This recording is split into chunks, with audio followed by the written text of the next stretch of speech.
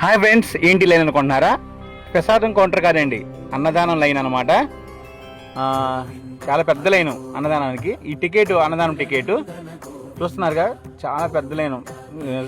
స్వామివారిని దర్శించుకున్న తర్వాత తప్పనిసరిగా ప్రతి ఒక్కరూ వచ్చి అన్నదానం చేసి వెళ్ళాలి.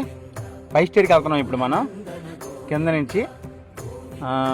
అమ్మయ్య, ఎలాగైతే అన్నదానం పెట్టే ప్లేస్కి వచ్చేసామండి. చూసారా జనం ఒక్కొక్కరు ఎలా వెళ్తున్నారు.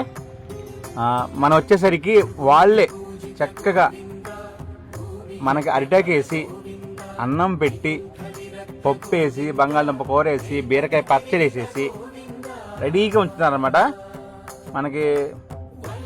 నేనైతే ఇదికి వచ్చేసానండి, నేను అన్నదానం చేయడానికి వచ్చేసాను. చూడండి, భక్తుల ప్రతి ఒక్కరు స్వామివారి అన్నదానం స్వీకరించి స్వామివారి దీవెనలు ఆశీస్సులు ఎల్లప్పుడూ పొందుతారు. ఇగో అన్నదానం అయిపోయిన తర్వాత ఈ చెట్టు కనబడుతుంది చూసారా, ఇక్కడ ప్రతి ఒక్కరు వచ్చి కాసేపు కూర్చొని సేవ తీర్చుకుంటున్నారు భక్తులు. ఓం నమో వెంకటేశాయ, గోవింద గోవింద అనుకుంటూ భక్తులు సేవ తీర్చుకుంటూ ఉంటారనమాట. మనం చేసే పాపాలన్నీ తొలగి పుణ్యం రావాలని ఆ 7 కొండల వాడిని వేడుకుంటూ గోవింద